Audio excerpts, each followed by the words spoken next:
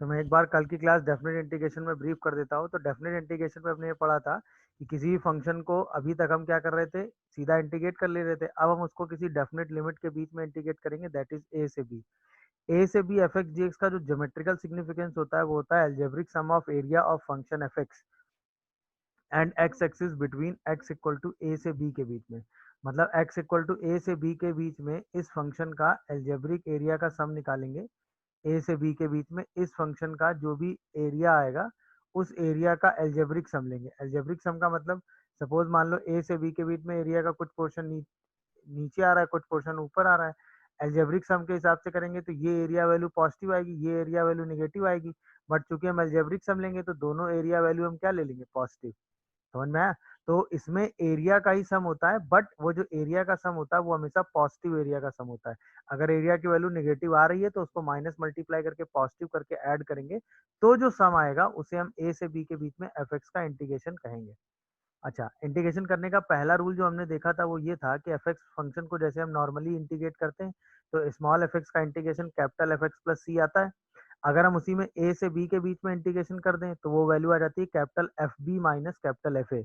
जैसे उसका एक एग्जांपल हमने देखा था कि जैसे 1 से 3 के बीच में हमने x को इंटीग्रेट किया तो ये आया एक्स स्क्वायर बाई टू, इसके बाद ये कैपिटल एफ एक्स आ गया।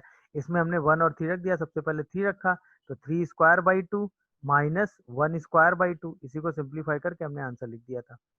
जब हम ए से बी के बीच में एफ एक्स को इंटीग्रेट करते हैं तो इंटीग्रेशन ए के राइट साइड से शुरू होता है और बी के लेफ्ट साइड पे खत्म होता है। यानी इंटीग्रेशन ए प्लस से स्टार्ट होता है और बी माइनस जाता है। जैसे अभी हमने कहा ना, एल्जेब्रिक सम आप लेते हैं तो जब एल्जेब्रिक सम आप लेते हैं तो ए प्लस से लेकर आप बी के जस्ट लेफ्ट तक जाते हैं, तो जो एल्जेब्रिक सम एरिया का आता है वो ए प्लस से लेके कहाँ तक आता है, बी माइनस तक आता है। ठीक है, तो ये इंटीग्रेशन ए प्लस से बी माइनस तक ही खत्म हो जाता है। ये मैंने क्यों बताया, कई बार यहाँ पर ऐसे फंक्शन इंटीग्रेशन होके आ जाते हैं जो कि ए और बी पे डिफाइन नहीं हो रहे होते हैं, तो हमें उससे टेंशन नहीं है, हमें उसकी वैल्यू ए प्लस और बी माइनस पे निकालनी होती है। यानी बी के about left hand value, left hand limit, और ए के अबाउट उसकी राइट हैंड लिमिटिंग वैल्यू निकाल के हम F B minus F A कर देते हैं तो हमें इंटीग्रेशन मिल जाता है। अच्छा, ये जो बात मैं आपको समझा रहा हूँ ये इस एग्जांपल से आपको क्लियर होगी। ये जो बात मैं आपको समझा रहा था ना एफ बी एफ ए वाली, कि ये वैल्यू बी से ए के बीच में होती है, अगर आपको वैल्यू निकालनी है तो कई बार आपको एफ बी से एफ ए तक जाना पड़ेगा। जैसे मान लीजिए आप इसका इंटीग्रेशन कर रहे हैं, किसका, 0 से 1 के बीच में एल एन एक्स को आपने इंटीग्रेट किया, तो एल एन एक्स का जो इंटीग्रेशन आता है वो आता है x l N x minus x. अब इसकी लिमिटिंग वैल्यू आपको रखनी 0 से 1। अब आपने देखा कि 1 तो ओके है, बट 0 पर ये वाले जो फंक्शन है वो तो डिफाइन नहीं होगा, क्योंकि एल एन एक्स 0 पे डिफाइन नहीं होगा। तो यहाँ पर जब हम इसको डिफाइन करेंगे तो हम ऐसे करते हैं, 1 तो डायरेक्ट रख देते हैं, तो 1 l n one minus one, और 0 पर इसकी लिमिटिंग वैल्यू निकालते हैं, limit x tending to 0 plus x l N x minus x. तो ये तो सीधा आ जाता है -1। यहाँ पे हम इसकी लिमिट निकालते हैं तो 0 रखने पर एक्स वाला फंक्शन, तो ये तो सीधा लिमिट 0 हो गई, इसकी लिमिटिंग वैल्यू निकाल लो। तो यहाँ निकालेंगे limit x tending to 0 plus l N x by 1/x। अब इसकी लिमिट तो आप अलग से निकाल सकते हो ना, limit x tending to 0 plus l N x by 1/x, ये कौन सी फॉर्म है, 0 प्लस के हिसाब से ये इनफाइनाइट बाई इनफाइनाइट फॉर्म बन रही है, तो एल हॉस्पिटल लगा दो। तो limit extending to 0 plus minus one by, sorry, L N X का derivative 1/x upon -1/x square, तो आएगा limit x tending to 0 plus minus X, यानी कि ये लिमिटिंग वैल्यू क्या आ जाती है, 0। तो ये आ जाता है -1 -0, यानी अल्टीमेटली आंसर क्या आ जाता है, -1। यानी 0 से 1 एल एन एक्स का जो इंटीग्रेशन आता है वो बेसिकली क्या आ जाता है, -1। समझ में आया? 0 चूंकि हम रख नहीं सकते हैं तो इसीलिए हमने यहाँ पर 0 प्लस पर इसकी क्या निकाल ली, लिमिटिंग वैल्यू। ये ध्यान रखिएगा। तो कई जगह ये काम आपको करना पड़ सकता है जहाँ पर आप उस फंक्शन को नहीं रख सकते। क्यों? क्योंकि जो इंटीग्रेशन है वो ए प्लस से शुरू होता है और बी माइनस पे खत्म होता है। तो इस धोखे में मत आइएगा कि ये एफ एक्स फंक्शन ए पर वैल्यू देना चाहिए ना, ए के राइट साइड में ये फंक्शन डिफाइन होना चाहिए। ऐसे जो इंटीग्रेशन फंक्शन आया वो बी के लेफ्ट साइड में अपनी लिमिटिंग वैल्यू दे दे बस। समझ में आया? तो आप सीधे उस इंटीग्रेशन की वैल्यू सिंप्लीफाई करके लिख सकते हैं। सही है? तो पहला सेक्शन यही है। आइए जरा क्वेश्चंस पे कुछ जैसे मान लीजिए आपको सॉल्व करना है 0 से π/2 sine square X into D X, बताइए क्या आएगा। आपको सॉल्व करना है 0 से 1 से 2 D x upon x 1 plus x की पावर 4। इसमें सबको डेफिनेट सॉल्व करना है और फिर लिमिट रख देनी है। सबको पहले डेफिनेट सॉल्व करना है फिर लिमिट रख देनी है। जैसे पहला क्वेश्चन देखिए, साइन स्क्वायर एक्स को इंटीग्रेशन कैसे करते हैं। साइन स्क्वायर एक्स को लिख देंगे 1 माइनस कॉस 2x बाई 2 और सीधा इसको सॉल्व कर लेंगे तो 1/2 1 का इंटीग्रेशन क्या आएगा एक्स, कॉस 2x का इंटीग्रेशन क्या आएगा साइन 2x/2 और लिमिट रख देंगे 0 से π/2। सबसे पहले क्या रखेंगे π/2 तो आएगा π/2 साइन पाई 0 हो गया, फिर रख देंगे 0 तो आंसर सीधा कितना आ गया π/4। क्या समझ में आया सबको पहला question? Yes sir. Good. Second वाला बताइए ऐसे ही। सेकंड में भी dx upon x 1 plus x की पावर 4 को सिंप्लीफाई करना है। क्या करेंगे इसमें? हाँ भाई, सबसे पहले इसको इंडेफिनिट तरीके से सॉल्व कर लो और बाद में इसमें लिमिट रख दो। सबसे पहले इसको इंडेफिनिट तरीके से सॉल्व कर लो और बाद में लिमिट रख दो। तो इंडेफिनिट तरीके से सॉल्व करोगे तो कैसे सॉल्व करोगे बताओ? एक्स की पावर 5 ऊपर dx by x की पावर। एक तरीका तो ये बता रहे हैं कि 1 से 2 एक्स की पावर 4 से ऊपर मल्टीप्लाई कर लें ऐसा, या एक्स क्यूब से मल्टीप्लाई कर लें।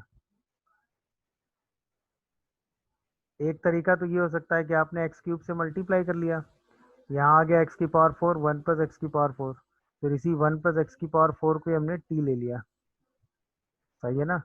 तो यहाँ पर ये क्या आ जाएगा, एक्स क्यूब को हम लिख सकते हैं D T X cube into D x को, X cube into D x को हम लिख सकते हैं डी टी बाई 4 और एक्स की पावर 4 को t-1 तो 1 से 2, सही है ना। तो पहले क्या करो इसको इंटीग्रेट कर लो, तो अभी इंटीग्रेशन क्या आ गया, एक्स क्यूब डी एक्स की जगह डी टी लिख दिया तो ये डी टी 1/4 आ गया और यहाँ पर ये क्या आ गया टी 1 माइनस t-1। अब इसी को सॉल्व कर लो तो 1/4 ये बन गया 1 upon T -1 -1 upon T D T. तो एक इंटीग्रेशन क्या आ गया 1/4 ln mod t-1 और एक क्या आ गया ln mod t। अब इसमें लिमिट रख दो, लिमिट क्या दी हुई है भाई, नहीं पहले t की वैल्यू रख दो, तो पूरा इंटीग्रेशन आ गया 1/4 ln t-1 की वैल्यू कितनी हो गई x की पावर 4 और ln t की वैल्यू कितनी हो गई 1 प्लस एक्स की पावर 4 और अब इसमें लिमिट रख दो उठा के 1 से 2, सही जा रहे हैं हम।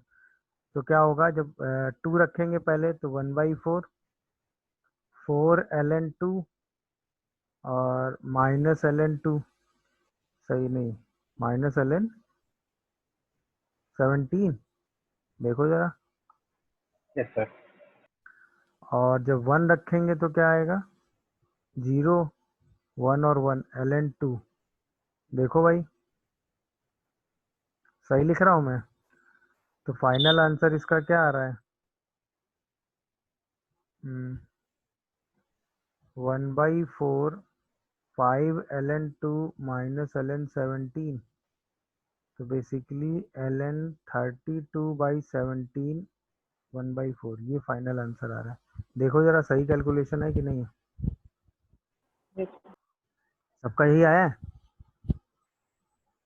यस हाँ भाई, x square plus x plus 1 आराम से सॉल्व हो जाता है।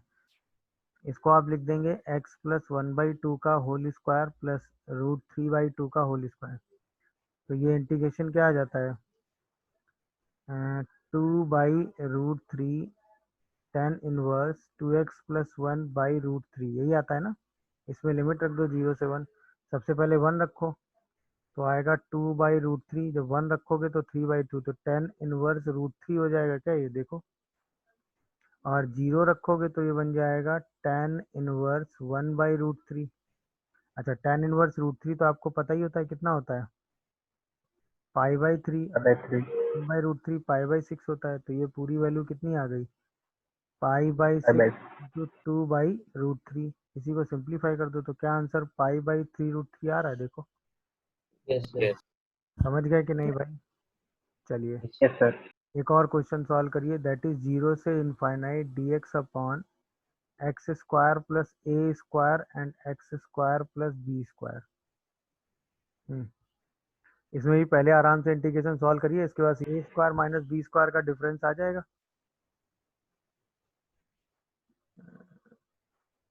है कि नहीं भाई? तो इसको पहले ब्रेक कर लो, तो 1/a² माइनस बी स्क्वायर बाहर आ जाएगा, और 1/x² plus B square minus 1/x² plus ए स्क्वायर आएगा। चेक करियो सही लिखा है ये। इसी को 0 से इनफाइनाइट कर दो। हाँ या ना? अब तो सीधे आप ब्रेक करना बस, 1/a² माइनस बी स्क्वायर, ये हो गया dx/x² प्लस बी स्क्वायर का इंटीग्रेशन, और minus a² minus b square 0 से इनफाइनाइट dx/x² प्लस ए स्क्वायर का इंटीग्रेशन।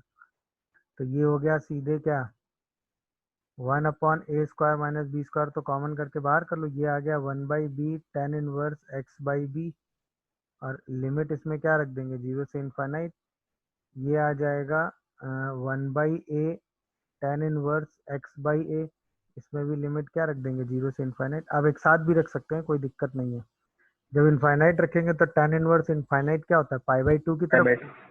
अच्छा, इनफाइनाइट पे इसकी लिमिटिंग वैल्यू निकालते हैं, वो π/2 टेंड करता है, तो π/2 भी 0 पे तो 0 ही हो जाता है, और ये आ जाता है माइनस π/2a, और साथ में क्या आ रहा है 1/a² माइनस बी स्क्वायर। इसी को एलसीएम लेके सॉल्व कर लो, तो πa minus B upon 2ab, यहाँ पे क्या आ रहा है a² माइनस बी स्क्वायर, तो आंसर आता है π/2ab a प्लस बी। देखिए क्या यही आंसर आ रहा है सबका? देखिए भाई क्या यही आंसर आ रहा है Yes. सबका? πab upon a plus B. समझ में आया कि नहीं भाई? सीधे डेफिनेट तरीके से उसको सॉल्व कर लिया, इसके बाद सीधा लास्ट में लिमिट a से b रख के सीधा सॉल्व कर दिया। क्या ये बात समझ पा रहे हो? ठीक है ना? एफ ऑफ a से b f of g x D x को इंटीग्रेट करना है, तो हम क्या करते हैं, gx को t सब्स्टिट्यूट करते हैं, तो g डैश x dx की जगह dt आ जाता है। अब हमारे पास सामने नया वेरिएबल t आ गया। इंडेफिनिट में हम क्या करते थे, पहले पूरा इंटीग्रेशन t में सॉल्व करके बाद में t की वैल्यू gx रख देते थे, बट डेफिनिट में हमारे पास आराम क्या है कि हम वेरिएबल ही शिफ्ट कर लेते हैं। अब x और t के हिसाब से हम अपने वेरिएबल x को t में ले आते हैं, तो जब x की वैल्यू b थी तो t की वैल्यू g ऑफ b थी, और जब x की वैल्यू a थी तो t की वैल्यू g ऑफ a थी। तो हमारे सामने नए वेरिएबल आ गए, तो अब जो नया इंटीग्रेशन आएगा वो a से नहीं g ऑफ a से g ऑफ b इंटीग्रेट होगा, और integration f of t dt होगा। अब आप इसको आराम से सॉल्व कर दो और सीधा लिमिट रख दो। अब आपको ये वाला सब्स्टिट्यूशन दोबारा इंटीग्रेशन में रखने की जरूरत नहीं है, ये डेफिनेट में आराम है। तो हर बार आप जब भी डेफिनेट इंटीग्रेशन में सब्स्टिट्यूशन यूज करोगे कहीं भी, तो उस सब्स्टिट्यूशन के हिसाब से अपनी लिमिट को भी सब्स्टिट्यूट कर लोगे, तो उससे आपको क्या होगा, उस वेरिएबल को दोबारा इंट्रोड्यूस कराने की जरूरत नहीं है। आप सीधा सिंप्लीफाई करके टी में ही पूरा क्वेश्चन सॉल्व करके लास्ट में जीबी और जीए रख के सीधा क्वेश्चन सॉल्व कर दोगे। समझ गए कि नहीं भाई? तो ये सीधा वेरिएबल का ट्रांसफॉर्म हो गया, सीधा वेरिएबल शिफ्ट करा के इंटीग्रेशन सिंप्लीफाई कर लोगे। ये सेगमेंट समझ में आया कि नहीं? सीधा वेरिएबल ही ट्रांसफॉर्म करा दो और सीधा अपने नए वेरिएबल में इंटीग्रेशन निकाल के सॉल्व कर लो। फॉर एग्जांपल देखिए, जैसे मान लीजिए आसान सा इंटीग्रेशन है, 2 से 4 x upon root under x minus 2 into D x हमें सॉल्व करना है। अब ऐसे तो हम एक्स माइनस 2 को टी स्क्वायर मानेंगे, अरे हाँ या ना बताओ? तो हमारा dx जो है वो 2t dt हो जाएगा। अब हम तुरंत अपने वेरिएबल x और t को इंटरचेंज कर लेंगे। जब x 4 होगा तो t रूट 2 हो जाएगा, और जब x 2 होगा तो t 0 हो जाएगा। तो यानी हमारा नया वेरिएबल इंटीग्रेशन का आ गया, लिमिट आ गई 0 से रूट 2। अच्छा, x की जगह हमें लिखना है टी स्क्वायर प्लस 2, और यहाँ लिखना है t, और इसकी जगह लिखना है 2t dt। अब हमारा पूरा वेरिएबल t के टर्म में आ गया, 2 बाहर कर लिया, 0 से root 2 t square plus 2 into D T. अब इसी को आराम से इंटीग्रेट कर दो, 2 ये इंटीग्रेशन आएगा T cube by 3 plus 2t, limit रख दो 0 से रूट 2 और सीधा सॉल्व कर दो। तो 2 ये आ गया आपका रूट 2 की पावर 3, मतलब 2 रूट 2 प्लस 2 रूट 2 बाई 3, और 0 रखोगे तो 0 आ जाएगा। तो फाइनल आंसर कितना आ रहा है, 16 रूट 2 बाई 3। देख लीजिए, कोई कंफ्यूजन हो तो बताइए। क्या चेंज समझ पाए कि नहीं? जैसे आप x को सब्स्टिट्यूट करेंगे यहाँ पर gx को t, तो ये जो पूरा फंक्शन है टी में चेंज होगा, आप अपनी लिमिट को भी टी में ही चेंज कर लेंगे, तो आपको बाद में इस सब्स्टिट्यूशन को लगाने की जरूरत नहीं है। आप पूरा इंटीग्रेशन उसी शिफ्टिंग लिमिट में सॉल्व करते चले जाएंगे, लास्ट में जो आंसर आ रहा होगा उसी को सिंप्लीफाई करके लिख देंगे। समझ में आया कि नहीं? जैसे एक और यस सर। एग्जाम्पल, 0 से 4 dx upon x plus root x. तो इसको अगर आप देखो तो 0 से 4 dx upon root X common लो, अंदर बचेगा रूट एक्स प्लस 1। दिखा क्या? बोलो, रूट एक्स कॉमन के अंदर बचा रूट एक्स प्लस 1। अब इसी रूट एक्स प्लस 1 को ही अगर हम टी मान लेते हैं तो dx अपॉन रूट एक्स को हम 2 dt लिख सकते हैं, और उसी के हिसाब से हम अपनी लिमिट चेंज कर लेते हैं, है कि नहीं? एक्स और टी, अगर हम एक्स को 4 लेते हैं तो रूट एक्स 3 आ जाता है, और अगर हम एक्स को 0 लेते हैं तो 1 आ जाता है। अब जो लिमिट आ गई वो आ गई 1 से 3, सही है। और dx बाई रूट एक्स की जगह 2 dt और इसकी जगह t रख दिया। अब ये क्या बन गया? 2 ln t, और सीधा लिमिट उठा के क्या रख दिया हमने? 1 से 3, तो सीधा आंसर क्या आ गया? 2 ln 3। क्या है सब्स्टिट्यूशन वाला यूज समझ में आया कि नहीं? बोलिए भाई। तो यस सब्स्टिट्यूशन सर। करने में सीधा हम x और t के हिसाब से उसकी लिमिटिंग वैल्यू को सब्स्टिट्यूट करके सीधा क्वेश्चन सिंप्लीफाई कर देते हैं। फिर हम उस चक्कर में नहीं पड़ते कि बाद में x और सीधा उसी समय अपनी लिमिट को भी इंटरचेंज करेंगे और सीधा क्वेश्चन सिंप्लीफाई करते हुए आगे बढ़ते चले जाएंगे। समझ रहे हो कि नहीं भाई? जैसे क्वेश्चन में आइए, क्वेश्चन है 0 से 2 dx अपॉन एक्स प्लस 1 की पावर हाफ एक्स प्लस 1 की पावर 3/2। सॉल्व करो जरा, समझ में आ रहा है? मतलब इसमें हम x प्लस 1 को टी स्क्वायर लेट कर लेते हैं वही, तो यहाँ से dx क्या आ जाएगा? 2t dt, और नए वेरिएबल के हिसाब से x और t इंटरचेंज कर दो। जब x को 2 लेंगे तो क्या t√3 आ रहा है, और जब x को 0 ले रहे हो तो t1 आ रहा है। तो ये 1 से √3 हो गया, ये हो गया 2t dt। यहाँ पे क्या चेंज होके आएगा? t और प्लस टी क्यूब। बोलिए भाई। तो पूरे से t कॉमन करके हटा देंगे तो 2, 1 से लेके √3 dt upon 1 plus T square आ जाएगा। अब इसी को उठा के सिंप्लीफाई कर दो, ये तो सीधा इंटीग्रेशन आ गया। क्या आ गया? tan इनवर्स की लिमिट रख दो 1 से लेके √3, तो 2 tan इनवर्स √3 की वैल्यू कितनी होती है? पाई/3। tan इनवर्स 1 मतलब पाई/4। दोनों को ही सॉल्व कर दो, तो क्या आंसर पाई/6 आ रहा है? चेक करिए जरा। Yes sir. तो सीधा वही यस सर। सब्स्टिट्यूशन करके आप लिमिट सीधा सॉल्व करते चले गए, लास्ट में आपने आंसर लिख दिया। गुड। और क्वेश्चन आइए, 0 से 1 x tan inverse x upon 1 plus x square की पावर 3/2 इंटू डी एक्स।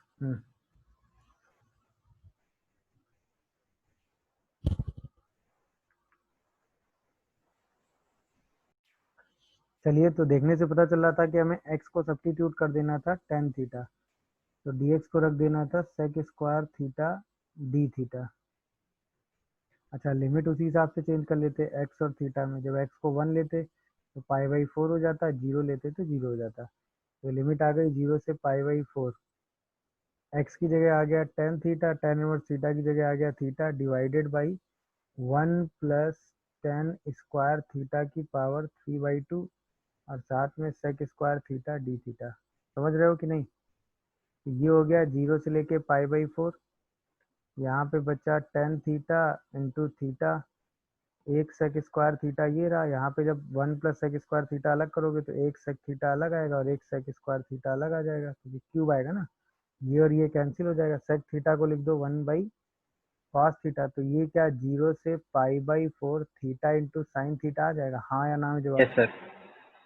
अच्छा, अब हम आते हैं बाई पार्ट वाले सेक्शन पे, कि जब हम बाई पार्ट लगाते हैं तो कैसे डील करते हैं वो देख लो।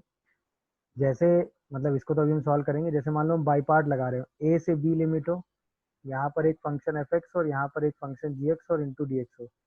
फर्स्ट और सेकंड में मान लो ये फर्स्ट फंक्शन और ये हमने सेकंड फंक्शन माना हो। तो बाई पार्ट लगाने में हम क्या करते हैं? फर्स्ट फंक्शन को डिफ्रेंशिएट करते हैं, first function as it is रखते हैं, सेकंड को हम क्या कर देते हैं? Integrate into D x. ये हमारा एक रिजल्ट आता है। इसमें हम लिमिट रख देते हैं ए से बी माइनस ए से बी, इसको इंटीग्रेट कर लेते हैं, और यही वाला पूरा इंटीग्रेशन की वैल्यू रख देते हैं कि फर्स्ट फंक्शन का डेरिवेटिव इंटू सेकेंड का इंटीग्रेशन और फिर पूरे का इंटीग्रेशन, और इसको आगे हम आगे प्रोसीड कर जाते हैं। तो इसमें जो लिमिट रखते जाते हैं वो कैसे रखते जाते हैं, समझ में आया ना? जैसे जैसे इंटीग्रेशन सॉल्व होता जाता है वैसे वैसे हम उसमें लिमिट रखते चले जाते हैं, है ना? या तो आप पूरा इंटीग्रेशन एक बार में सॉल्व करके फिर लिमिट रखो, या जो जो पोर्शन जहां जहां सॉल्व होता जाए उस पे आप वहां वहां इंटीग्रेशन की लिमिट रखते चले जाओ। ये आप यूज करते हैं। जैसे अब इसी क्वेश्चन को देखो, कहाँ गया? हाँ, जैसे थीटा साइन थीटा था तो इसके हिसाब से आप फर्स्ट फंक्शन किसको लोगे, इसको, और सेकंड इसको लोगे। तो इसको जब आप सॉल्व करोगे तो थीटा साइन थीटा का इंटीग्रेशन क्या हो जाएगा, माइनस कॉस थीटा। इस पे सीधा लिमिट रख देंगे 0 से π/4, माइनस 0 से π/4 सीधा ये लिमिट आई। अच्छा, थीटा का डेरिवेटिव 1 हो गया, साइन थीटा का इंटीग्रेशन हो गया माइनस का कॉस थीटा और डी थीटा। समझ में आया कि नहीं आपको? अरे बोलो भाई। Yes sir. और इसके बाद इसी को आप सॉल्व करके लिख दो। अब थीटा और कॉस थीटा में तो सीधा आप लिमिट रख दोगे। यहाँ पे जब लिमिट रखोगे तो माइनस π/4 कॉस π/4 मतलब √2, और जीरो रखोगे तो जीरो ही हो जाएगा। जीरो रखेंगे तो ये क्या हो जाएगा, जीरो। समझ गए कि नहीं? अच्छा, प्लस इसको आराम से सॉल्व करोगे तो इंटीग्रेशन साइन थीटा आएगा, और इसमें फिर से लिमिट रख दो 0 से π/4। तो आंसर कितना आ रहा है, 1/√2 1 माइनस π/4। और माइनस π/4√2। यस। सही लिख रहा हूँ ना? यानी 4 माइनस π/4√2। क्या यही आंसर आ रहा है सबका? देखो यस सर। तो यस कैसे सर। कैसे आप बाई पार्ट करते हो, कैसे लिमिट रखना है, ये बात समझ में आई? बाई पार्ट करते वक्त कैसे लिमिट रखते थे, जैसे मान लो ये क्वेश्चन होता कि 0 से 1 x इंटू ई की पावर एक्स dx होता, तो इसको कैसे ब्रेक करते बताओ? 0 से 1 x और ई की पावर एक्स में फर्स्ट फंक्शन किसको ले लेते हैं, एक्स को। तो ये x ई की पावर एक्स आता, और यहाँ हम लिमिट रख देते 0 से 1 माइनस फिर 0 से 1 इंटीग्रेट करते ई की power x into D x का, तो ये तो लिमिट सीधा सॉल्व हो जाती ई। सही है, और माइनस इसको इंटीग्रेट करते तो ई की पावर एक्स आता, और इसमें लिमिट क्या रख देते, 0 से 1।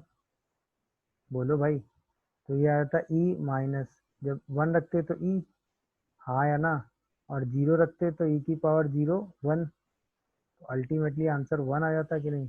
चेक करिए जरा। Yes sir. Yes sir. तो इसमें सिंपल है, बाई पार्ट लगाया, बाई पार्ट लगाने के बाद ये इंटीग्रेशन सॉल्व हुआ तो इसमें सीधा लिमिट रख दी। यहाँ पे इस इंटीग्रेशन को सॉल्व करते जाएंगे, तो जहाँ या तो आप पहले पूरा इंटीग्रेशन सॉल्व कर लेते, पहले आप क्या करते, पूरा इंटीग्रेशन सॉल्व कर लेते फिर लिमिट रख देते, बट जितना जितना इंटीग्रेशन सॉल्व होता जाएगा उसमें आप लिमिट रख के उतने पोर्शन को हटाते जाएंगे, बचे हुए इंटीग्रेशन को लेके आप सॉल्व करते आगे बढ़ते चले जाएंगे। समझ में आया ना बाई पार्ट को कैसे डील करना है? बोलो, बोलिए यस भाई। गुड। चलिए जरा इसी सब्स्टिट्यूशन पर एक क्वेश्चन और करिए। 0 से π/2 dx upon 4 sin square x plus 5 cos square x. ये इंटीग्रेशन कैसे करना है ये तो पता चल रहा होगा। इंटीग्रेशन कैसे करना होगा ये तो समझ में आ रहा होगा भाई सबको। यस यही यहाँ तक पहुँच गए थे। इसके बाद सीधे 10x को t लेंगे तो sec स्क्वायर x dx क्या बन जाएगा, dt। और इसके बाद लिमिट बस चेंज कर लो x और t, जब x को π/2 ले लेंगे तो ये इनफाइनाइट टेंड कर रहा होगा, और जब यहाँ 0 लेंगे तो 0, तो लिमिट क्या चेंज हो जाएगी, 0 से इनफाइनाइट, और ये बन जाएगा dt upon 4t square plus 5। अब इसी को सिंप्लीफाई करके लिख दो, तो 1/2 तो t की वजह से आएगा, √5 a की वजह से आएगा, और ये बनेगा tan इनवर्स 2t/√5, और इसी में लिमिट रख देंगे 0 से इनफाइनाइट, इनफाइनाइट रखते ही π/2 और आ जाएगा, तो π/4√5 0 रखते ही 0 आ जाएगा। ये आंसर आ जाएगा। देख लीजिए, कोई कंफ्यूजन आ रहा हो तो बताइए। हाँ भाई, आंसर समझ में आया सबको कि नहीं? Yes sir. थीटा लेके कर सकते हैं। वैसे एक मेथड चलो, ये थोड़ा सा लेंदी है बट ऐसे भी आप सोच सकते थे। याद है a plus b x square वाला कॉन्सेप्ट है, तो x को हम 1/t रख सकते थे, याद आया कि नहीं? अरे ये मैंने आपको बताया ना, dx upon a plus b x square √c plus d x square हो, तो इसको सॉल्व करने के यस लिए सर इसको 1/t रखते हैं। यस अच्छा सर। हाँ, तो वही वाली फॉर्म तो है। तो एक तरीका तो ये दिमाग में स्ट्राइक करना चाहिए कि सीधे x को क्या रख दो, 1/t। तो dx की जगह क्या रख दोगे, -1/t² dt। हाँ या ना। अब x और t के हिसाब से इंटरचेंज कर लो, तो जब x हाफ था तो t 2 था, बोलो। और जब 0 था तो ये क्या था, इनफाइनाइट था कि नहीं था, बोलो। अरे हाँ या ना। तो ये इनफाइनाइट से 2 हो गया, और ये हो गया -dt/t²। यहाँ जब सब्स्टिट्यूट करोगे 1/t, तो 1 - 2/t², √1 - 1/t² आएगा। दिख रहा है कि नहीं सबको, बोलो। माइनस इनफाइनाइट से 0, इसको आप सॉल्व कर लोगे dt। एलसीएम लेके अगर आप कैंसिल करोगे तो एक t शायद ऊपर आ जाता है ना, और ये आ जाता है t² - 2 √t² - 1। चेक करियो जरा, सही लिख रहा हूँ कि नहीं मैं, बोलो। अरे हाँ या ना, क्या है, सही लिख रहा हूँ कि नहीं, बताओ भाई।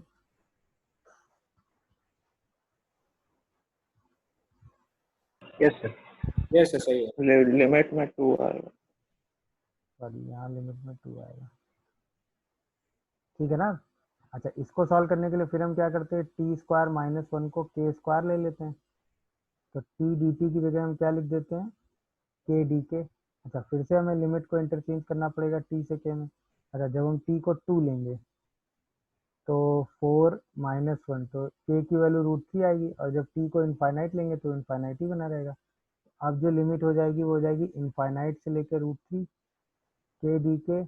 अच्छा, अब हम t² - 1 की जगह रख देंगे k², और यहाँ पे क्या रख देंगे k, तो k से k वाला कैंसिल हो जाएगा, और यहाँ पे हमारे पास क्या आ जाएगा, माइनस इनफाइनाइट से लेकर √3 dt/k²-1।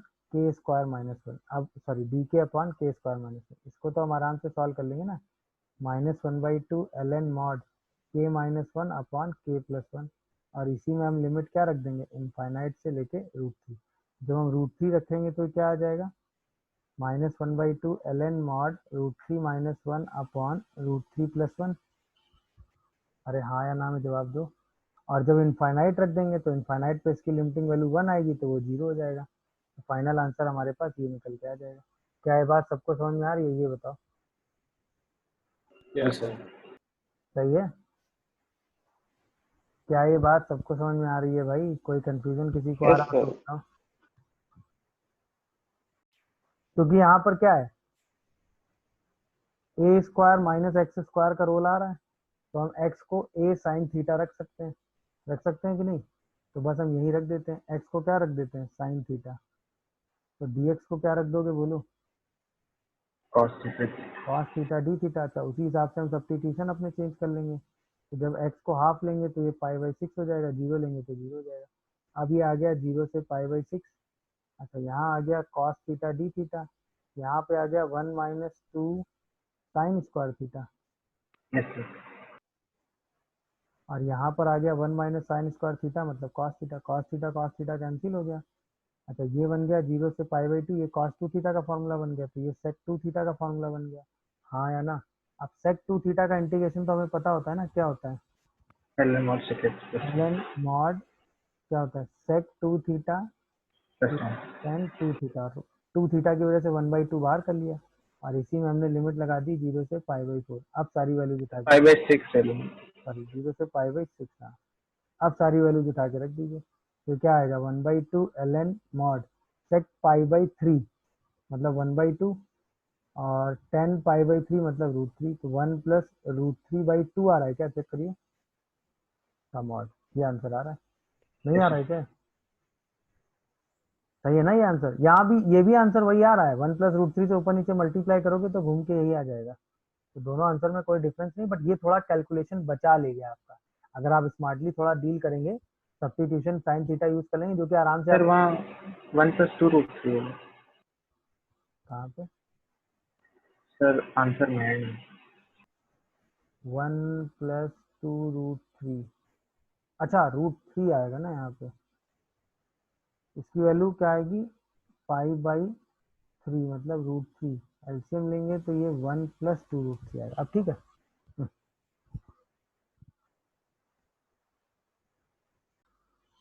Yes sir. और tan थीटा को t मान ले रहे हैं, cos² थीटा कॉमन करके tan थीटा को t मानना है। यही तो कर रहे होगे। इस वाले इंटीग्रेशन Yes, को sir. क्या लिख रहे हो, 0 से π/2 cos स्क्वायर थीटा कॉमन कर रहे हो तो डी थीटा आ जाएगा, और ये आ जाएगा 1 + 4 tan स्क्वायर थीटा, यही तो आ रहा है। अच्छा, tan थीटा को t मानने के लिए sec स्क्वायर थीटा ऊपर चाहिए होगा, तो 0 से π/2 sec square theta d theta, और यहाँ वाले sec स्क्वायर को क्या लिख दोगे, 1%. 1 + tan Distance. Square 1 + 4 tan square.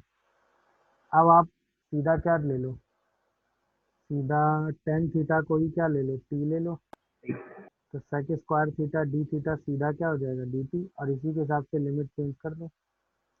यहाँ पर जब x और t में रखेंगे तो x को जब π/2 रखेंगे तो इन्फाइनाइट टेंड कर जाएगा, 0 रखेंगे 0 टेंड कर जाएगा, तो ये 0 से infinite dt upon 1 + 4t square और 1 + t स्क्वायर बन गया कि नहीं बन गया? अरे हाँ या ना? Yes, sir. अब इसको कैसे सॉल्व करोगे, यही अच्छा इम्पोर्टेंट, तो अभी तो अभी सॉल्व किया यार, वही कुछ सर एक्स डिफरेंस बना स्क्वायर लेंगे 4 से मल्टीप्लाई. एक्स स्क्वायर प्लस ए स्क्वायर वाला टाइप क्वेश्चन है कि नहीं है? या तो Yes, sir. सीधा पार्शियल फ्रैक्शन सोच सकते हो, या फिर सीधा डिफरेंस सोच सकते हो, चॉइस है आपकी, या तो सीधा पार्शियल फ्रैक्शन भी सोच सकते हो। जब भी ऐसी सिचुएशन में फंसा करो ना तो ऐसे समझ लिया करो, मैं बताऊं, 1 को रफली लिख लिया करो a into 1 + 4t square plus b into 1 + t square. अब कंपेयर कर दिया करो तो a + b की वैल्यू 1 आ गई, और t square coefficient 4a + b की वैल्यू 0 आ गई। इन्हीं दोनों को सॉल्व कर लो, तो जैसे ही क्या करोगे, सब्ट्रैक्ट कर दो दोनों को, तो यहाँ से आएगा 3a = 1, तो a की वैल्यू तुरंत क्या मिल गई, 1/3, और जैसे ही a 1/3 रखोगे b की वैल्यू क्या मिल जाएगी, 2/3। देखो Yes, sir. माइनस में मिलेगी शायद। प्लस में आएगी. प्लस में आएगी, Yes, sir. एक सेकंड, कुछ गड़बड़ हुआ है। सर तो ए ए माइनस ही है. माइनस में आएगी। अच्छा, a वैल्यू माइनस में आएगी ना, जब सब्ट्रैक्ट करेंगे तो a - 1/3 आएगा, और ये शायद 4/3 आता है फिर। और बस. यस. Yes, sir. अब सही आया, ठीक है ना? अब यही तुरंत ब्रेक हो गया, देखो आराम से, जीरो तुरंत ये किया करो, इसमें क्या होगा, सब्स्टिट्यूशन सब्ट्रैक्शन डिविजन उन सबका कोई झाम नहीं, सीधा क्वेश्चन सिंप्लीफाई होकर आंसर में चेंज हो जाता है। देखा कि नहीं भाई? अब सीधा a के साथ क्या आ गया, -1/3, 1 + 4t स्क्वायर से कैंसिल हो जाएगा, तो यहाँ पे क्या बचेगा, dt अपॉन 1 + t स्क्वायर, पहला इंटीग्रेशन, और दूसरा इंटीग्रेशन 4/3 0 से infinite dt upon 1 + 4t square. ये ब्रेकिंग समझ में आई कि नहीं आई? अरे बोलो यार। Yes Yes, sir. sir. अब तो सीधा दोनों इंटीग्रेशन आराम से सॉल्व हो रहे हैं। पहला इंटीग्रेशन हो गया tan inverse t/3 with minus sign, इसमें लिमिट रख दो 0 से इनफाइनाइट, और दूसरा इंटीग्रेशन हो गया 4/3, साथ में एक 1/2 और आएगा, और tan इनवर्स 2t और आएगा, और इसमें भी लिमिट रख दो क्या, 0 से इनफाइनाइट, दोनों को सॉल्व कर दो। तो पहले में जब लिमिट रखेंगे तो वो शायद -π/6 आ जाएगा, और दूसरे में लिमिट रखेंगे तो वो आ जाएगा 5/3. तो अल्टीमेटली आंसर क्या, π/6 आ रहा है क्या? 5/6. यस. देखो, पूरा इंटीग्रेशन सॉल्व होने के बाद अल्टीमेटली आंसर क्या आ रहा है, π/6। देख लीजिए, कोई कंफ्यूजन आ रहा हो तो बस वो इंटीग्रेशन सॉल्व करने में थोड़ा वो जो टाइम लग रहा था वो लग रहा था। देखिए, 0 से π/2, पहले तो इंटीग्रेशन को ही देखो, यहाँ लिखा हुआ है ln cot x, तो पहले सारे इंटीग्रेशन में से ये तो फील आ ही रहा होगा कि डिनोमिनेटर से cos की पावर कॉमन कर लें, तो tan की पावर, बट cos की पावर कॉमन करेंगे तो cot एडजस्ट नहीं होगा, फिर माइनस एडजस्ट करना पड़ेगा, तो काम करो साइन की पावर कॉमन कर लो, तो 1 + cot x की पावर 2009 इसका स्क्वायर, और यहाँ आ गया साइन की पावर 2009 का स्क्वायर। तो स्क्रीन फ्रीज हो गई है. क्या कह रहे हो? Yes, फ्रीज हो गई है. एक सेकेंड बेटा। Yes, sir. तो हमने क्या किया, यहाँ से साइन की पावर 2009 किया कॉमन, तो ये बन गया। अच्छा, ये हमने क्यों कॉमन किया, क्योंकि ऊपर साइन वाला फॉर्मूला लगा देंगे, तो 2 की पावर 2008 साइन एक्स की पावर 2008 cos x की पावर 2008 इंटू डी एक्स आ जाएगा। सही लग रहा है? अच्छा, अब क्या होगा कि एक पावर तो यहाँ से कैंसिल हो जाएगी 2008 वाली। अब ये बचेगा 0 से π/2 ln cot x upon 1 plus cot x की पावर 2009 इसका स्क्वायर 2 की पावर 2008 cos x की पावर 2008 और होल डिवाइडेड बाई ये बचेगा साइन की पावर 2009 और एक साइन एक्स एक्स्ट्रा में आ जाएगा। क्या ये दिख रहा है सबको? अच्छा, यहाँ से हम क्या करेंगे, 2 की पावर 2008 तो बाहर कर लेंगे, ये बचेगा 0 से π/2 ln cot x whole divided by 1 plus cot x की पावर 2009 तो ये अलग से चल ही रहा होगा, उसका स्क्वायर। यहाँ पे अगर हम इसको एडजस्ट करेंगे तो ये बन जाएगा cot x की पावर 2008 और साथ में एक cosec square x into D X आ जाएगा। अब cosec स्क्वायर देखते ही हमारे अंदर कॉन्फिडेंस आएगा कि हम cot x को ही क्या ले लें, t। बोलो, तो minus cosec square x dx को हम क्या ले लेंगे भाई साहब, dt। और लिमिट रख देंगे x और t में। जब हम x को π/2 लेंगे तो ये 0 हो जाएगा और जब 0 लेंगे तो इनफाइनाइट हो जाएगा। सही है ना? और सेफ साइड अगर चलना था तो cot x की पावर 2009 को ही t ले लेते यार, सीधा हटाओ। यहाँ पे और सेफ साइड चले जाते तो cot x की पावर 2009 को ही अगर हम t ले लेते बाद में, क्योंकि फिर से इसको सब्स्टिट्यूट तो करना ही पड़ता। यहाँ सीधा आ जाता 2009 cot x की power 2008 into cosec square x dx, इसकी वैल्यू माइनस dt लिख देते और यही वैल्यू यहाँ सब्स्टिट्यूट करते तो यहाँ आता -2 की पावर 2008 डिवाइडेड बाई 2009। लिमिट हो जाती है हमारी इनफाइनाइट से 0। यहाँ पे आ जाता कॉटेक्स को लिख देते टी की पावर 1/2009। तो यहाँ पे आ जाता ln टी की पावर 1/2009। यहाँ पे आ जाता 1 प्लस टी का स्क्वायर और एक डी टी अलग से आ जाता। तो 2009 एलसीएम लेके एडजस्ट कर देते तो 2 की पावर 2008/2009 का स्क्वायर, ये आ जाता माइनस इनफाइनाइट से 0 ln T upon 1 plus T का whole square into D T. अब इसको सॉल्व करने के लिए हम क्या करते, बाई पार्ट लगा देते। तो -2 की पावर 2008/2009 का स्क्वायर बाहर कर लेते। इसको सॉल्व करने के लिए अगर हम बाई पार्ट लगाते तो ln टी ऐसे ही रखते, 1/1 प्लस टी स्क्वायर को इंटीग्रेट करते तो 1/1 प्लस टी आ जाता है इसका इंटीग्रेशन।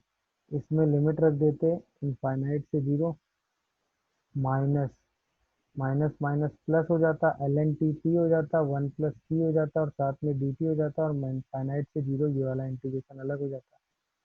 क्या ये बात समझ में आ रही है? बोलिए भाई, अरे हाँ या ना, यहाँ तक बताओ, क्लियर है कि नहीं है? Yes sir. देख लीजिए, कोई कंफ्यूजन आ रहा हो तो बताइएगा। यहाँ तक किसी को कोई कंफ्यूजन आ रहा हो तो बताइए भाई। ओके है? अरे हाँ या ना? अच्छा, एक चीज़ यार इस क्वेश्चन में छोटा सा करेक्शन है कि यहाँ पर ना लिमिट गड़बड़ दी है, मतलब मैंने गलत दे दिया आपको।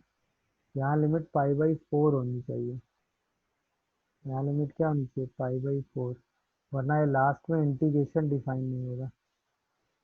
तो जब लिमिट π/4 रखोगे तो ये वैल्यू क्या हो जाएगी, 1,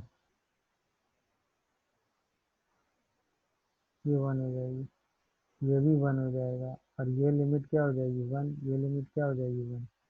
अब सॉल्व करो आराम से।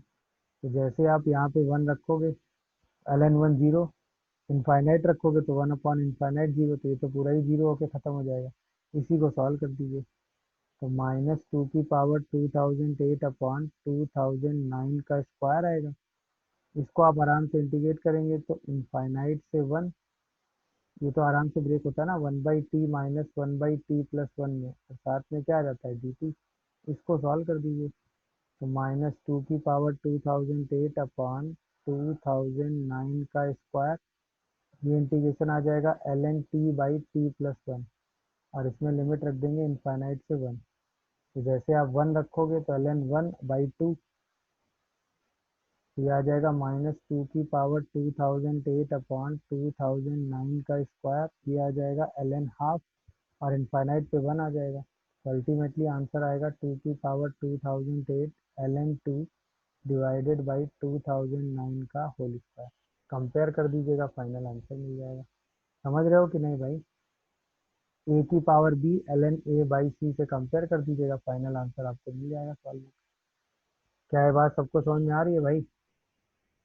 फाइनल आंसर आपको क्या दिया था? a की पावर a ln a/c। यहाँ से a कितना हो गया 2, b कितना हो गया 2008, और c कितना हो गया 2009। इसी को सिंप्लीफाई कर दीजिएगा, आंसर आ जाएगा। समझ में आया कि नहीं? तो ये क्वेश्चन एडवांस टाइप था। इसमें क्या था कि कई डेफिनेट इंटीग्रेशन, इनडेफिनेट इंटीग्रेशन सब यूज हो गया। बाई पार्ट वाला कल्चर था वो भी यूज हो गया। सारी चीजें यूज करके आपने सिंप्लीफाई किया, देखा। बस लिमिट सॉरी चेंज कर लीजिएगा। ओरिजिनल क्वेश्चन की लिमिट π/4 थी, π/2 पर ये वाला इंटीग्रेशन डिफाइन नहीं हो रहा था। सही है ना? समझ में आया सबको ये क्वेश्चन की नहीं? तो 4 आ रहा क्या इस इंटीग्रेशन की वैल्यू 1/3 आ रही है क्या? है। Yes Yes. आंसर इज 1/3, सही है। तो पहले स्टेप में क्या किया आपने? सबसे पहले तो पूरा कॉस कॉमन किया होगा, है कि Yes, नहीं? sir. तो यहाँ पे sec स्क्वायर एक्स dx आ गया होगा, और यहाँ पे 1 प्लस रूट 10x की पावर 4 आ गया होगा। इसके बाद आपने इसी 10x को t मान लिया होगा, तो Yes, sir. Square x dx को आपने dt रख दिया होगा, और लिमिट को उसी हिसाब से चेंज कर लिया होगा x और t में। तो जब π/2 रखा होगा तो इनफाइनाइट, 0 रखा होगा तो 0, तो लिमिट आ गई होगी 0 से इनफाइनाइट। और ये आ गया होगा dt upon 1 plus root t की पावर 4। यहाँ तक तो पहुँच गया होगा। इसके बाद फिर क्या किया होगा? इसके बाद Sir, अगर tan x को t square लिया था. 10x को टी स्क्वायर 2t dt, हाँ चलो वो भी सही है। 10x को टी स्क्वायर ले लेंगे तो 2t dt आ जाएगा, 1 प्लस टी की पावर 4 आ जाएगा। फिर टी स्क्वायर को आपने ब्रेक कर दिया होगा, +1 -1 कर दिया होगा ना। Yes, sir, +2 -2. हम यहाँ पे इस टी को कुछ ले लेते हैं, टी को के स्क्वायर ले लो, ले सकते हो कि नहीं? या और सेफ साइड जाना चाह रहे हो तो वही है, और तो कुछ नहीं कर सकते। 1 प्लस रूट 2 टी को ही के ले लो, तो डी टी अपॉन 2√टी, ये डी के आ जाएगा। सही है ना यहाँ से? और इसके हिसाब से अगर हम लिमिट टी और के में इंटरचेंज करेंगे तो टी को इनफाइनाइट डालेंगे तो इनफाइनाइट आएगा, 0 डालेंगे तो 1 आ जाएगा। तो लिमिट 1 से इनफाइनाइट हो जाएगी। और रूट टी की जगह हम क्या लिख सकते हैं यहाँ पे? k-1, तो ये k-1 साथ में एक 2 और आ जाएगा, और यहाँ पे k की पावर 4 इंटू डी के आ जाएगा। ऐसे भी कर सकते हो ये। तो 2, 1 से इनफाइनाइट 1/k³ माइनस 1/k की पावर 4 इंटू डी के आ जाएगा। अब इसी को सॉल्व कर दो। सही लिख रहा हूँ क्या मैं? तो 1/k³ का इंटीग्रेशन क्या हो जाएगा? -1/2k², और इसका इंटीग्रेशन -3 यानी कि 1/3k³। और इसी में लिमिटिंग वैल्यू 1 से इनफाइनाइट डाल दो, तो इनफाइनाइट डालने पे तो 0 आ रहा है, 1 डाल दो, तो 1 डालने पे आ जाएगा 1/3 minus 1/2 with a minus sign. तो 1/2 3 माइनस 1/2, और एक बाहर माइनस ऑलरेडी है। तो फाइनल आंसर क्या आ जाएगा इसका? 2 - 3 - 1/3, तो 1/3 आ जाएगा। यही आपको सिंप्लीफाई करना था। वो सही है, आप 10x को टी स्क्वायर भी रख देते तो भी बात सही सेम जगह पहुंच जाती। Yes, sir. पहली प्रॉपर्टी समझ में आ रही कि नहीं आ रही है? यहाँ से यहाँ जाने में हमें क्या करना है बोलो? x को सीधा x को t सब्स्टिट्यूट करना है। यहाँ से यहाँ जाने में क्या करना है? t को w सब्स्टिट्यूट करना है। यहाँ से यहाँ जाने में क्या करना है? w को u सब्स्टिट्यूट करना है। तो कितनी भी जगह इंटीग्रेशन को आप इंटरचेंज करते रहो, उससे इंटीग्रेशन में कोई फर्क नहीं पड़ता, वो सारी वैल्यू सेम लेता रहता है। मेरी बात समझ में आ रही? जैसे फॉर एग्जाम्पल अगर कहीं लिखा हो 0 से π/2 साइन t dt, और कहीं लिखा हो 0 से π/2 साइन k dk, तो दोनों में कोई डिफरेंस नहीं, दोनों इंटीग्रेशन सेम है। तो तुरंत आप साइन के डी के वाले इंटीग्रेशन को क्या लिख दोगे? Sine u d u. तुरंत आप साइन के डी के वाले इंटीग्रेशन को चेंज करके क्या लिख दोगे? Sine u d u. मेरी बात समझ रहे हो कि नहीं भाई? बोलिए, सर। समझ में आ रहा है कि नहीं सबको?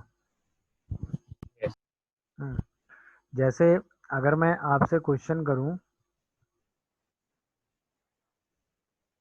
कि if i(e1) is equal to 0 से 1, ठीक है,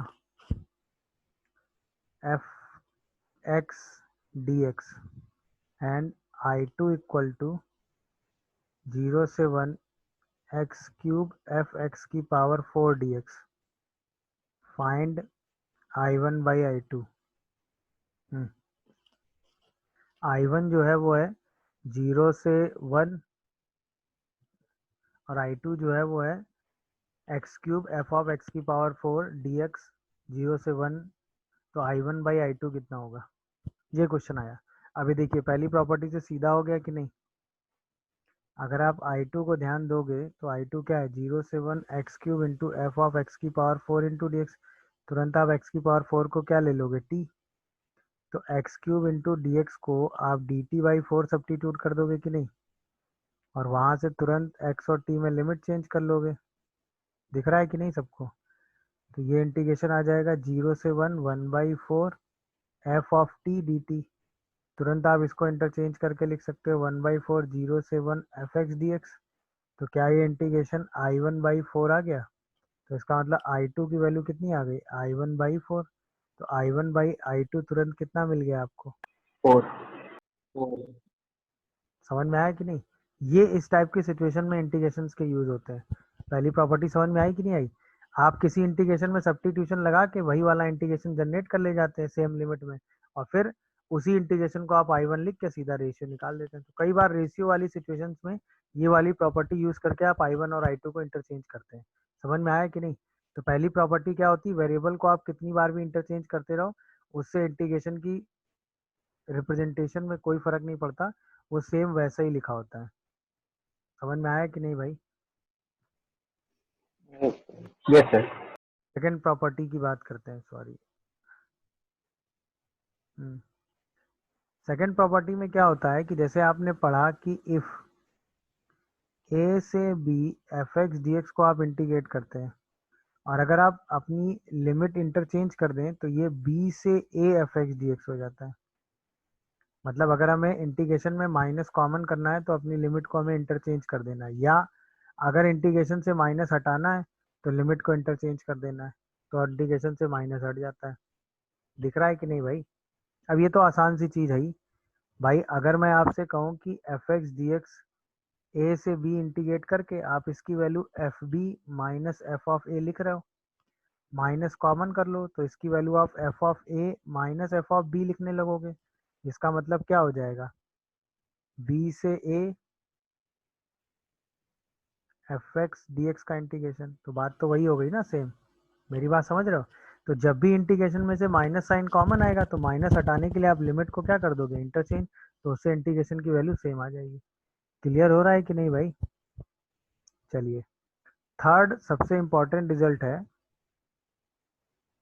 So वॉइस लैग कर रही है। अभी आ रही है कि नहीं? अभी आ रही है कि नहीं? Yes, sir. अभी आ रही सबको कि नहीं आ रही है भाई? हाँ सर. Yes, sir, अभी ठीक। यस सर क्लियर है। यस सर, आवाज तो क्लियर है। थर्ड वाली प्रॉपर्टी जो सबसे इंपॉर्टेंट प्रॉपर्टी है वो क्या कहती है? वो कहती है कि अगर आपको a से b fx dx को इंटीग्रेट करना है तो आप अपने इंटीग्रेशन को किसी भी पॉइंट पे ब्रेक कर सकते हो। मतलब a से c fx को आप अलग सॉल्व कर दो और फिर c से b fx को आप अलग सॉल्व कर दो।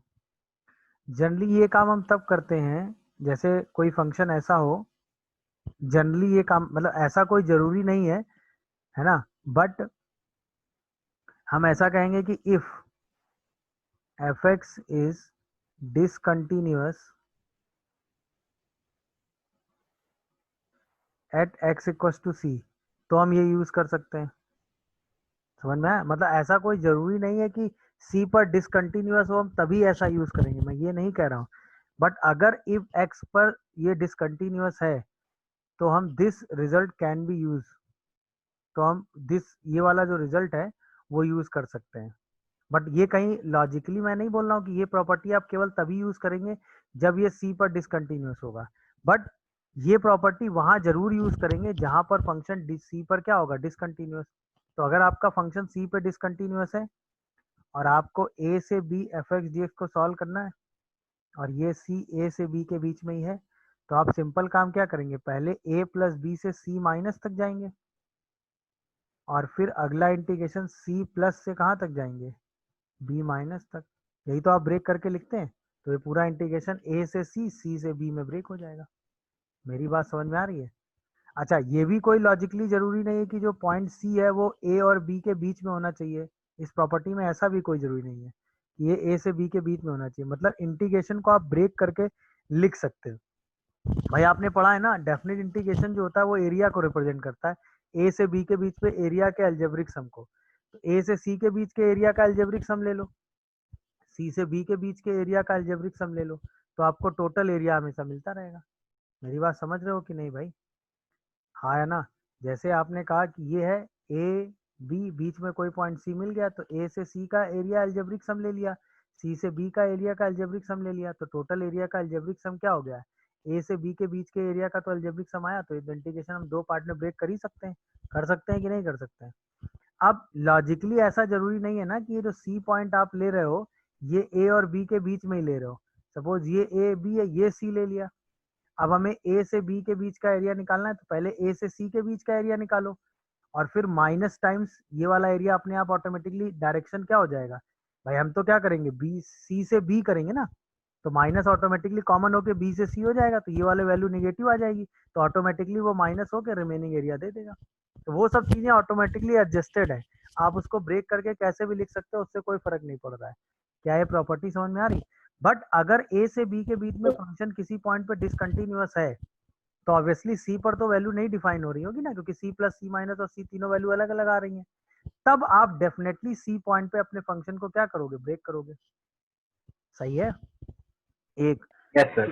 दूसरा, अगर एफ एक्स फंक्शन की डेफिनेशन ही पीस वाइज दी है, मतलब f1 फंक्शन दिया हुआ है a से c के बीच में और f2 फंक्शन दिया हुआ है कहाँ से कहाँ तक, c से b के बीच में, तो भी आप सेम अगर a से b में एफ एक्स डी एक्स को इंटीग्रेट कर रहे हो तो भी आपको ब्रेक करना पड़ेगा, क्योंकि a से c में एफ एक्स की जगह क्या रखोगे, f1x, और c से b में एफ एक्स की जगह क्या रखोगे, f2x, तो भी आपको ब्रेक करना पड़ेगा।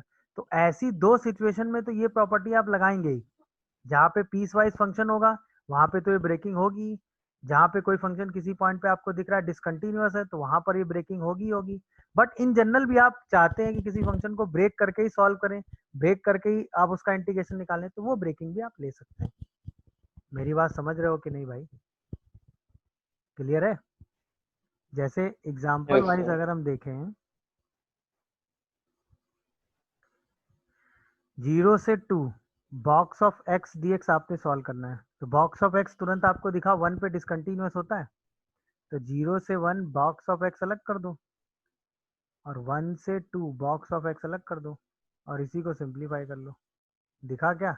अच्छा, 0 से 1 में बॉक्स ऑफ एक्स की वैल्यू क्या हो जाएगी, 0, और 1 से 2 में बॉक्स ऑफ एक्स की वैल्यू 1 हो जाएगी, तो सीधा इंटीग्रेशन क्या हो गया, एक्स लिमिट रख दो 1 से 2, तो 2 माइनस 1, क्या आंसर 1 आ गया, हाँ या ना? अरे बोलो भाई, Yes, sir. समझ Yes, में कि sir. नहीं? कोई कंफ्यूजन आ रहा हो तो बताओ। जैसे मान लो आपको सॉल्व करना है 0 से 2 pi mod of sine X D x, ये आपको सॉल्व करना है। सही है, दिख रहा है कि नहीं भाई सबको? तो हम इसको क्या लिख सकते हैं, 0 से पाई में साइन एक्स कैसा होता है भाई, पॉजिटिव। बट जब आप पाई से 2 पाई जाएंगे तो यही साइन एक्स कैसा हो जाएगा, निगेटिव। लिख सकते हो कि नहीं भाई? तो इसका मतलब 0 से पाई में साइन एक्स को इंटीग्रेट करोगे और पाई से 2 पाई में साइन एक्स, सिंप्लीफाई कर लो। तो 0 से पाई में साइन एक्स का इंटीग्रेशन क्या आएगा, कॉस एक्स माइनस का, और लिमिट रख देंगे 0 से पाई, यहाँ भी माइनस का कॉस एक्स आएगा और लिमिट रख देंगे पाई से 2 पाई। सॉल्व करिए जरा, कॉस पाई -1, कॉस 0 -1 तो 2 तो यही आ गया, दिख रहा है कि नहीं भाई? और cos 2 पाई 1, cos पाई -1, 1 + 1, तो पूरा आंसर क्या आ गया, 4 आ गया। देख लीजिए, कोई कंफ्यूजन आ रहा हो तो। ब्रेकिंग नजर आई इसमें भी, बोलो अरे हाँ या ना जवाब दो भाई, ब्रेकिंग नजर आ रही है कि नहीं?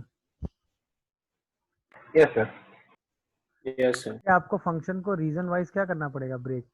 जैसे मान लीजिए आपको सॉल्व करना है 0 से इनफाइनाइट, हो गया, box of tan inverse x into D x, ये सॉल्व करना है।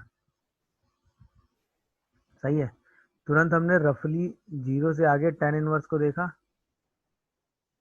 तो tan इनवर्स तो मैक्सिमम π/2 के नियर अबाउट तक जाता है, और बॉक्स लगाना है तो π/2 की वैल्यू 1 से कम हो जाती है, तो 1 पे ये वैल्यू ले लेंगे, तो ये वैल्यू क्या आ जाएगी, tan 1। तो 0 से लेके tan 1 में तो ये फंक्शन क्या हो जाएगा, 0, और tan 1 के बाद ये फंक्शन की वैल्यू ऑलवेज क्या फिक्स हो जाएगी, 1। दिख रहा है कि नहीं भाई? तो इसका मतलब हम box of tan inverse x को क्या पीस वाइज ब्रेक कर सकते हैं कि नहीं? 0 लिख सकते हैं जब x की वैल्यू कहाँ से कहाँ ले लें, 0 से tan 1 तक, अरे हाँ या ना, और फिर 1 लिख सकते हैं जब x को कहाँ से कहाँ ले लें, tan 1 से इनफाइनाइट तक। तो इसका मतलब इसी ब्रेक को हम ब्रेक कर दें, तो 0 से tan 1 तक ये फंक्शन क्या ब्रेक हो गया, 0, और tan 1 से इनफाइनाइट में ये क्या ब्रेक हो गया, 1।